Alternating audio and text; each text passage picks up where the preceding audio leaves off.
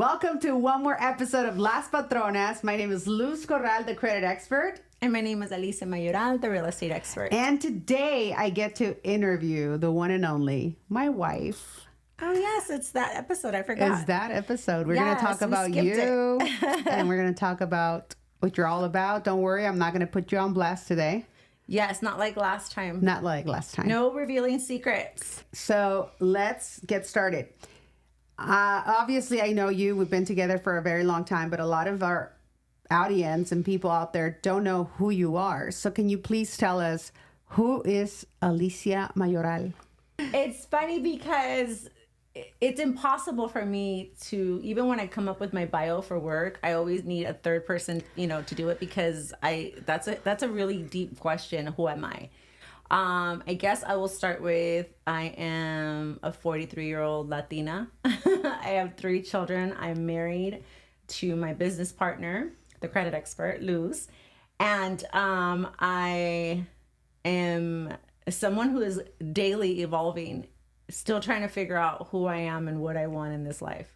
I know it's very, hard to explain who you are because you've had so many faces in your life, and who you are right now, it's nowhere near who you were at 20 or 25, 30.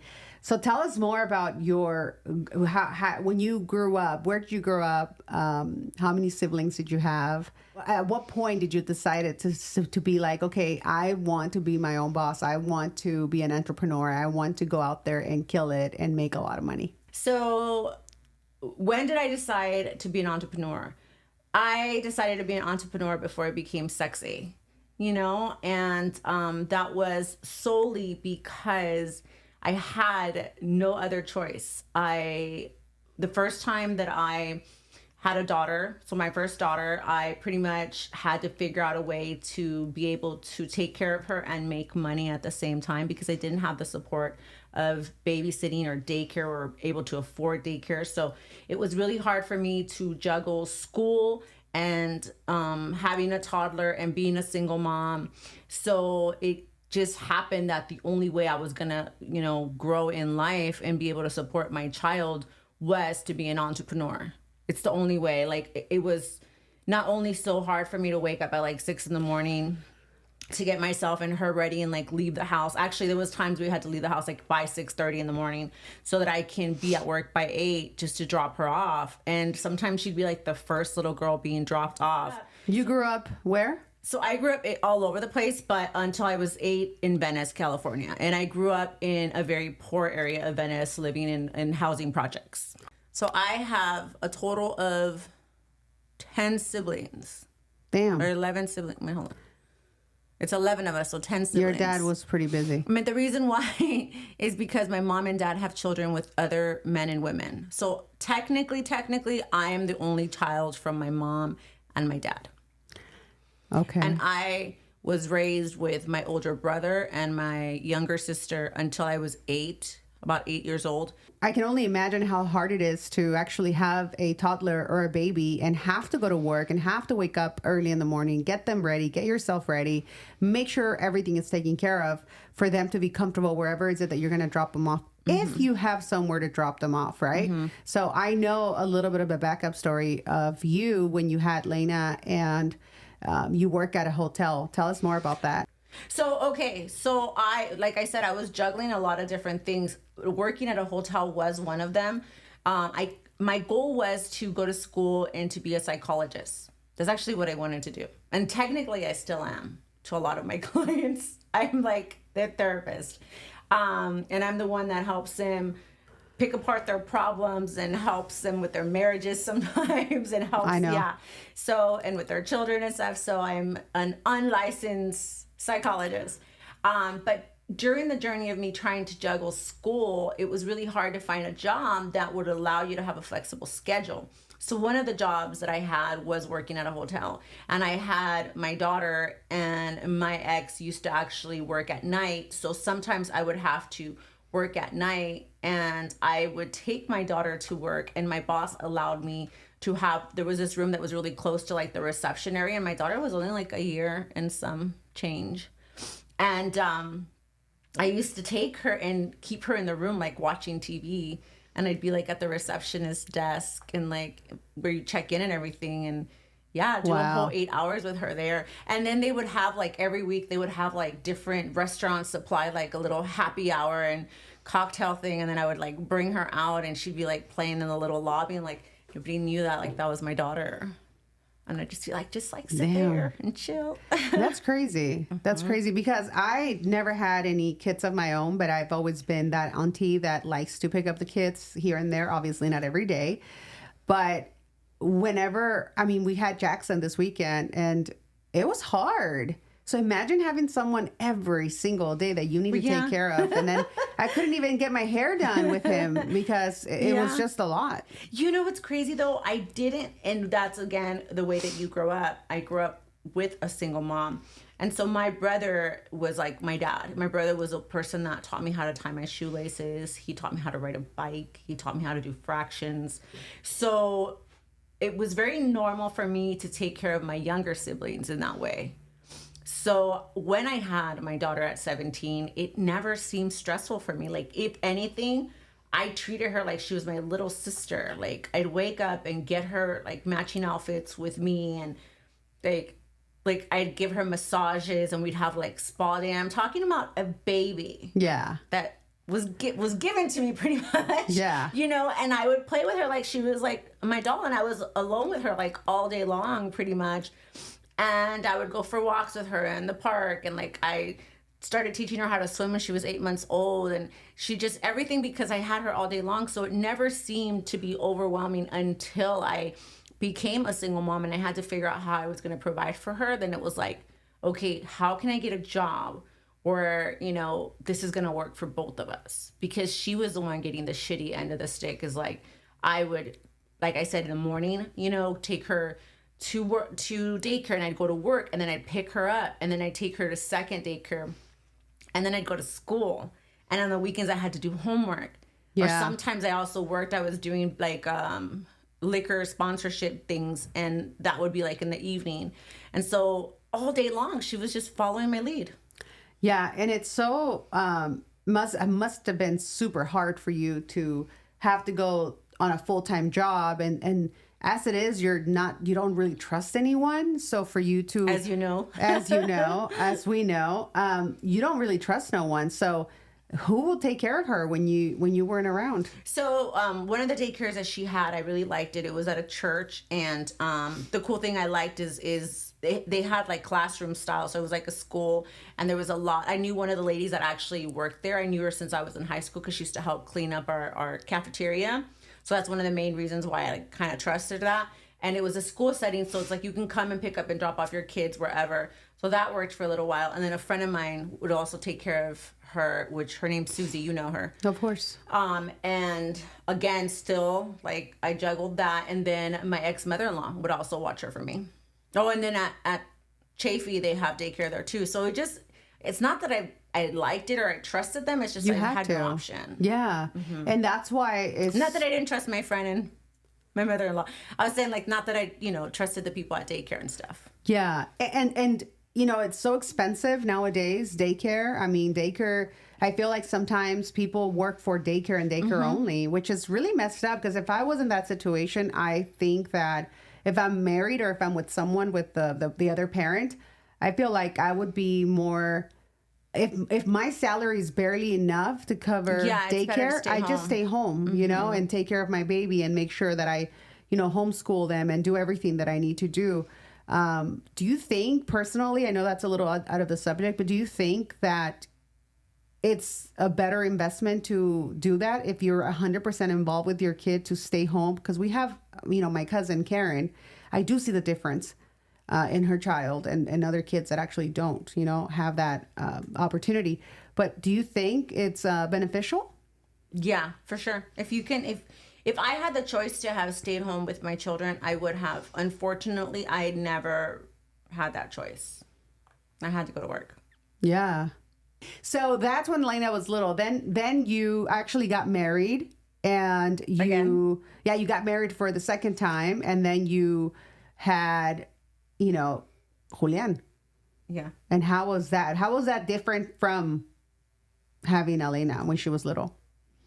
it was actually much harder. I thought that having one daughter and juggling it, and so I planned Julian. I actually wanted a sibling. I loved growing up with my brother, and when I was taken away from that, like I missed it. So like for me, I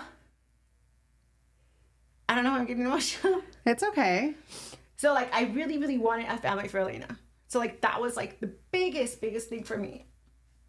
It's okay. And see, I would have been prepared for this question. So it was harder in the sense that now I had a career. So when I had Julian, I already had I had everything I wanted and prayed for growing up. I had the house, I had a husband, that things were relatively good. I had a pool. I had things that, like I said, growing up, my daughter had the Barbie Jeep, growing in the Barbie house, and all these things that I wanted as a kid. So I was like, okay, I'm ready to have a son, which is I specifically wanted a son, so that she can grow up with a little brother. Yeah. Because I loved having a brother. Yeah. So then I had him, and then it was a crazy situation because I was still the same, even though I had a lot of support from my in-laws. I wanted to spend all the time I could with my son, so I would take him to work with me. And so now I had Elena that I would take to work with me, and then I had Julian that I would take to work with me. And Elena, at the time, she was 5, so she was in kindergarten, and I would pick her up, drop her off, like it's a midday thing. I was breastfeeding because I wanted to breastfeed because that's like the best thing for your kid. So I was like pumping in between appointments, and then also feeding in between appointments, picking up my kids from my in-laws and showing houses. And so it was really hard compared to like Elena was older and I could just, like take her with me, and it wasn't so hard. With Julian, like I had a stroller and the car seat, and it became a lot harder. Yeah. So I want to say maybe like a year into it, I already had my flow, and then Elena was like in first grade and things got easier. So that was the difference. Is like when he was a newborn, it was harder, and he was very delicate. Like I remember one time I had him in the car for like 20 minutes and he like broke out in a rash. Like little things like that. Yeah. And he would fall asleep because it was hot. Oh. And so I had to like change his clothes and all this stuff. Elena was like, she's a rough little kid. She's still like, she's so rough, a tough cookie. So, and then Julian got meningitis. What? When he was like 5 days old. So I was in the hospital. 5 days old? Yes. Oh my God. And he was born and like his little eye was like all he was closed up busted. From what I've heard, he was really busted when he was born. Yeah, but he was so delicate. Like something was always wrong with that kid when he was little, and he was always falling asleep, but he was huge. So with Elena, I'd just wake her up and I'd be like, Mama, let's go, like to our next appointment or whatever. No, not Julian. Like he would fall asleep in like a minute. So from each house that I would show, like he was knocked out again, and I'd be like, oh my God. He still does that though. He does. He's almost 20 years old, and he can be in the car for more than 5 minutes and then he knocks out. I know. So he's the worst. We get so jealous though, huh? Co-pilot. Yeah. Yeah. Like, and then I don't like the way he drives anyway. So it's like he can't drive and he can't co-pilot me. So I'm like, all right, you go in the back. So from having one child to the next child, it was harder. But by the time I had Sophia, it was like, it was easy. But you knew you wanted to be a mom. You knew you wanted to have a family. Yes. You knew you wanted to be an entrepreneur, and you knew you wanted to have your own schedule. I wanted to have my own schedule, yes. Yes. So then you had Sophia, and you were at this point 28, 29? Sophia, I was 26. 26. So I was 26 and I had 3 kids under the age of 8. Yeah. Wow. Something like that. I know. Yeah. I mean, although a lot of people might think, oh my God, that was such a young age for you to have 3 kids. But honestly, I think that all the energy that you had to give to your kids as they were little, I feel me now at 42, about to be 42, that I don't have that much energy when I'm with my nephews. Like I do have the energy to take them here, and there, but then it's hit the 10 hours with them and I'm already exhausted, and I go home and I'm like, it's like, you've seen me. Well, yeah, like on Friday we went and dropped off Jackson, and we got home, and then it was like the dogs, and we had to feed them, and we had to put them, outside, and everything we have to do with them. And then we sat down, and I said, if we had a baby, we would not be sitting down right now. it would be bath time and then getting ready for the next day because you have to pack up all their stuff. And then while you're ready potty training them, potty training them. So, and that's when you're like, I know. I know. It's just it's a lot of work, you know. It is a lot of work. But then you went from being that kid to being a mom to being a wife, and then your kids grew up, and then your business. And presently, who is Alicia? Like right now, who are you? And and tell us more about this present time. So I feel like finally, in my mid 30s to now, I'm 43. I've evolved into something that I mean, you know, all of us wish we knew what we know now, right? Yeah. I feel like I've become the woman that I so yearn to have in my life. And I don't know if anybody else feels like that. Like, you know, I didn't have like a role model or like a mom per se that like I thought like I want to be like her when I grow up. But if I go back, like a couple of my favorite movies, like one of them is Working Girl, and it's this woman and she's powerful and she's strong and she's a good person. I've told you gotta watch this movie with me, and it's with Melanie Griffith. But anyways, that's what I wanted to be, and I feel like that's what I become. Like, it doesn't matter like how expensive my jewelry or purses or shoes are or where I live or what I drive, because at the end of the day, I'm still that person that loves to help others and contribute like as a human. And so I feel like I've become a stronger version of me where I don't give a about what anybody thinks of me. I don't allow for negativity in my life. I am quick to cut you out. I am quick to pick my side and my morals and my ethics before money, before what anybody says or anybody thinks.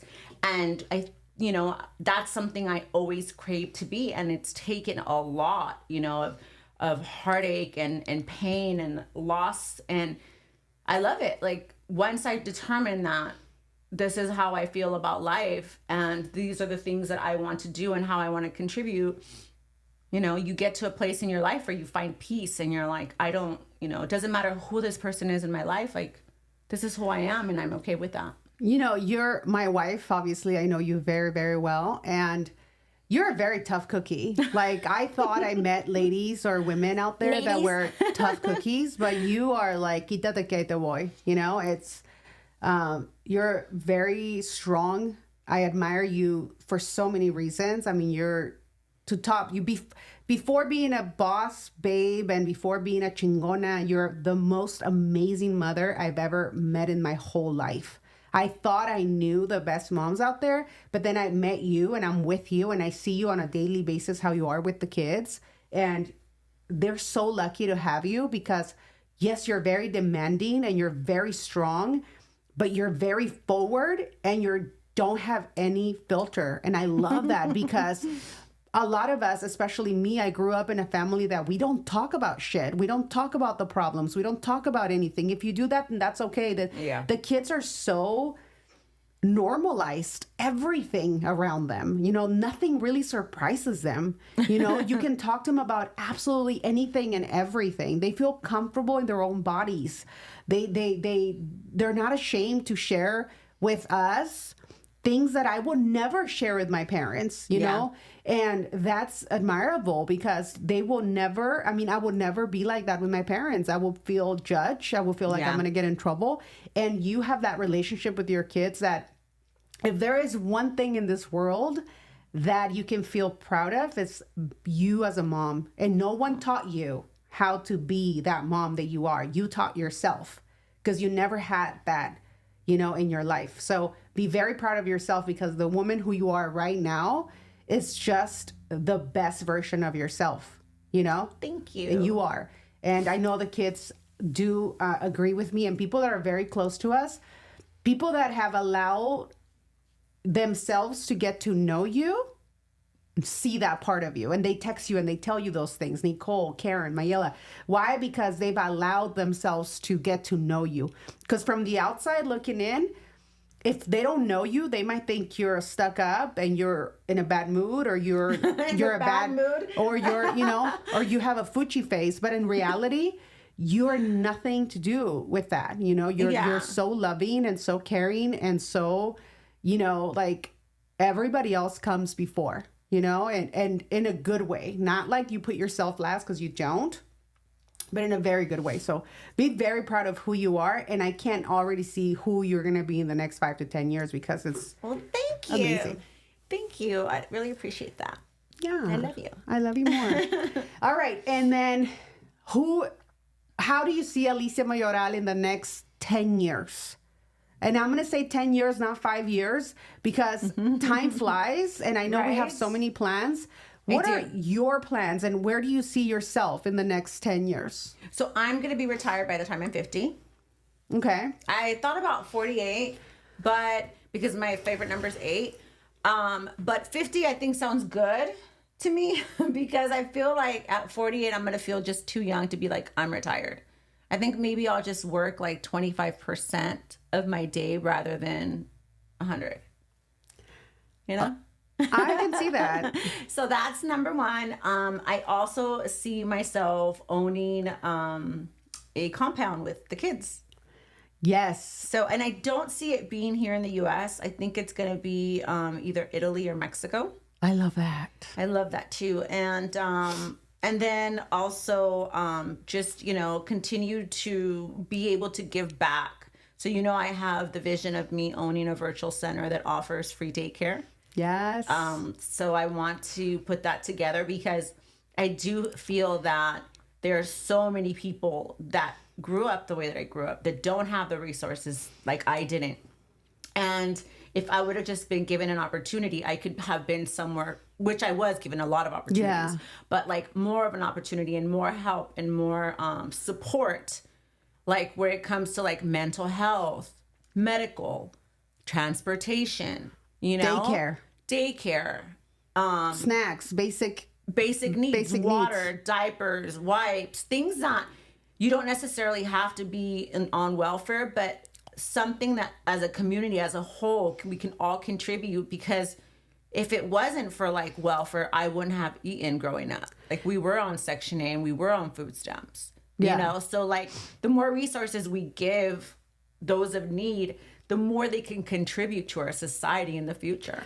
Yeah. And I feel like the main goal of yours is to be able to help those that want to be helped, right? Yes. Because I think opportunity is there every single day. Opportunity is absolutely available for most of us. It's not available for everyone because there are some people out there that don't have the opportunity. But for the most of us, yes, we do have opportunities.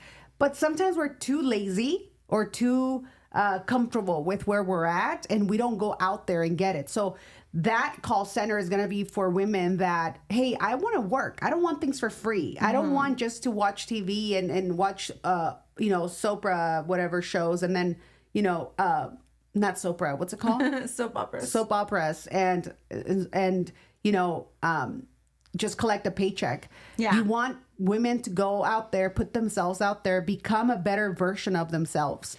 But see, here's the thing too that a lot of people don't understand.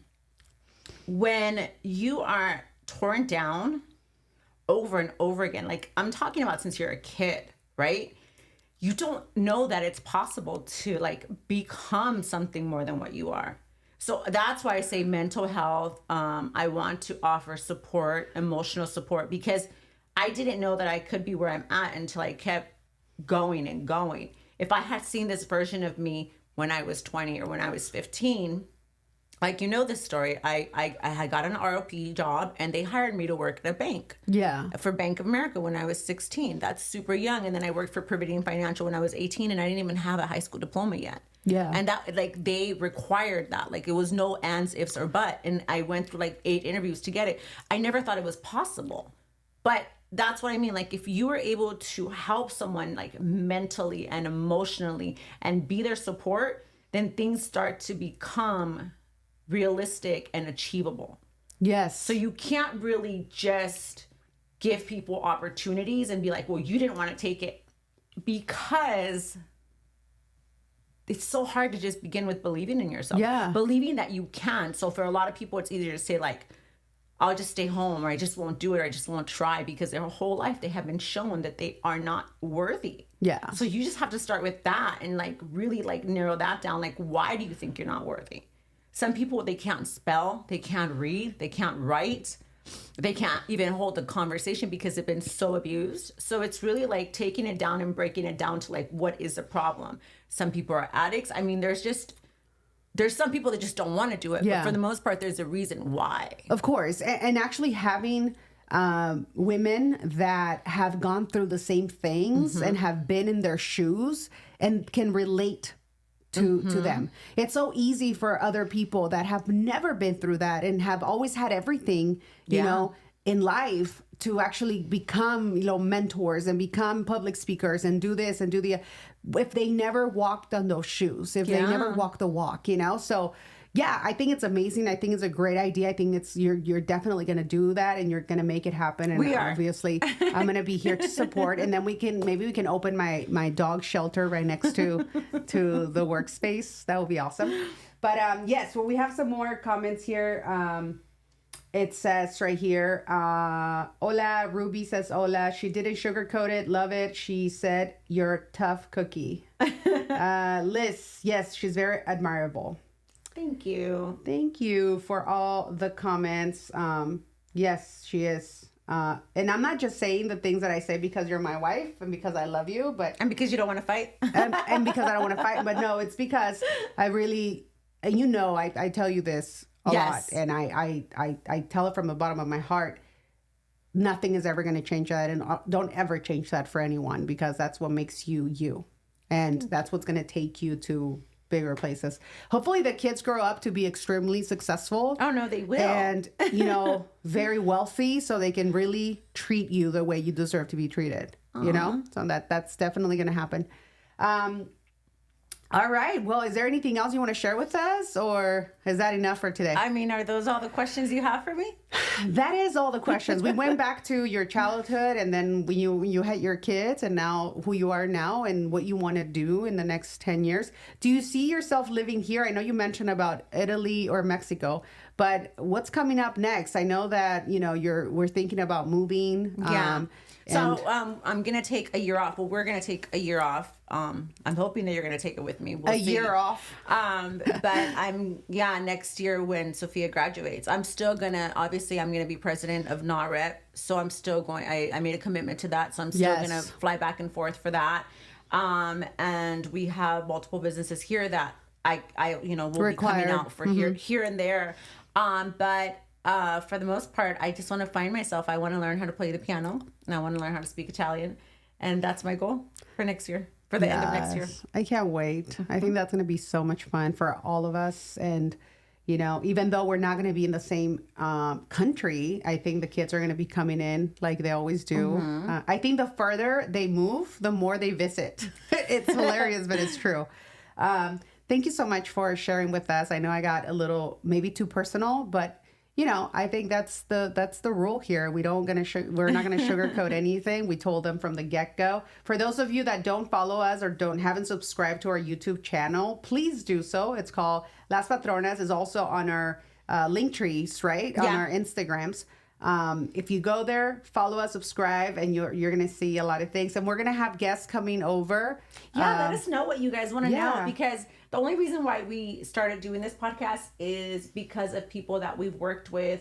I mean, I've had thousands of clients that I've helped build wealth in real estate. Luz has had thousands of clients she's helped with credit and how to utilize your credit to build wealth, to create the future that you want, business, all kinds of things. So they would ask us, do you guys have a podcast? You have so much to share. And we're trying to break it down in the best way possible.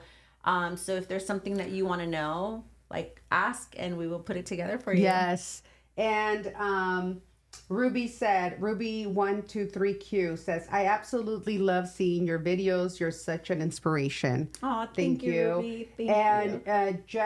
And Jen Banks says, what's the name of the podcast? Las Patronas. Las Patronas. But honestly, if you go on YouTube and Google and YouTube Las Patronas, a lot of other things are going to come up. So it's better if you go in our link tree and just click on the link and subscribe. Yes. And or you could put Las Patronas and then my name Alicia Mayoral or Luz Corral. And it comes up? And it comes up, but it's like because Las Patronas actually were women in Mexico that used to provide food and water and necessities for those that were immigrating. Yes, and on the train. Yeah.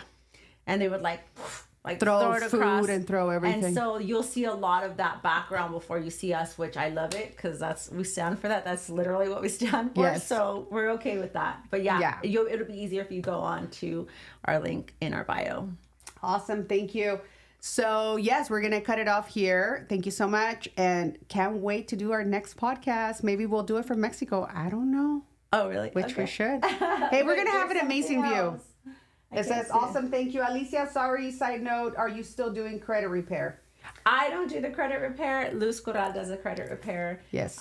We're still in the business. We've been at it for 14 years. And we're here in the city of Upland, but we do credit nationwide in Mexico and Canada as well. So reach out to us and set your, free consultation. Yes. Also with the link in my bio. And thank you so much for joining us because it's Friday and it's 2:42. Y el cuerpo lo sabe. And everybody's like ready to get going. We do have a lot of work to do still today, tomorrow, Sunday. We don't stop. But we are looking forward for a small vacay. Yes. Yes. We'll be in Mexico next week. I'm excited. Super excited. Bye. All right, everyone. Thank you so much. Thank you, babe. I love you. Love you too. No me llame más. Saco mis cadenas.